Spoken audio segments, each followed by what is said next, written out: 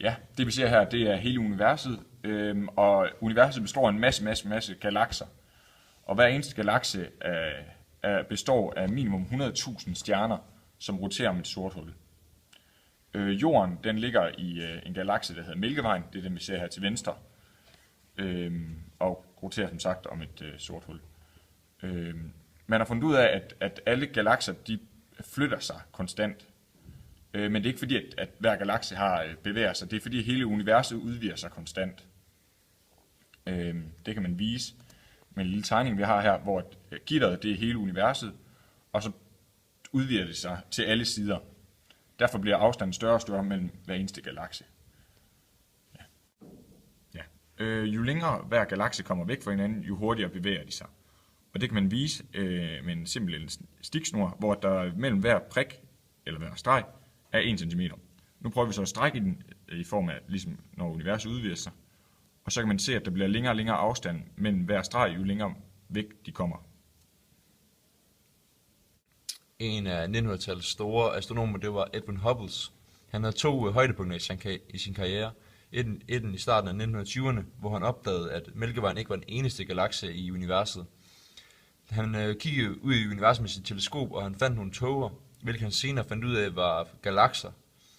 Det var en stor opdagelse, men hans største opdagelse var faktisk i slutningen af 1920'erne, hvor han opdagede, at universet udvidede sig. Det gjorde han ved at kigge på nogle af de her farver i spektrallinjer, hvor han fik nogle lys, nogle bølgelængder fra nogle galakser. Ud fra forsøg på jorden kunne man så finde ud af de forskellige grundstoffers placering her. Og man kunne så se, at de her galakser de var mere rødforskudt end i forsøgene på jorden. Det kunne han så sætte ind i hans nye lov, som var V er lige med H gange R. V det stod for hastigheden, altså hvor hurtigt galaksen den bevægede sig væk fra vores galakse, og R det var afstanden fra galaksen til vores. Men han fandt så ud af ved at putte det ind i nogle diagrammer her, at der var sammenhæng mellem hastigheden på galaksen, eller dens hastighed bort fra os, og så hvor langt den var væk. Det steg hele tiden i forhold til, hvor langt galaksen var væk fra os. Okay, man har 3 teorier inden for universets skæbne, eller inden, kan man sige. Her er den første teori, vi fortsætter det universet.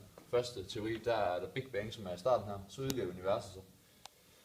Og det bliver bare ved og ved og ved. Det ender med at blive en dødt univers, hvor alle stjerner går ud, der er ren mørke. Og det er egentlig det, man tror lige nu, fordi man har ikke fundet nok masse af de grundstoffer, vi kender, til at tyngdekraften får det til at trække sammen igen.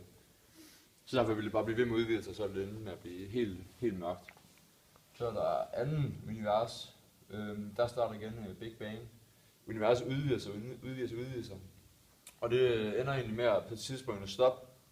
Og så bliver det sådan, fordi der lige præcis er nok masse og grundstoffer til, at tyngdekraften trækker lige præcis ikke kan trække det tilbage igen, men det holder det bare stille.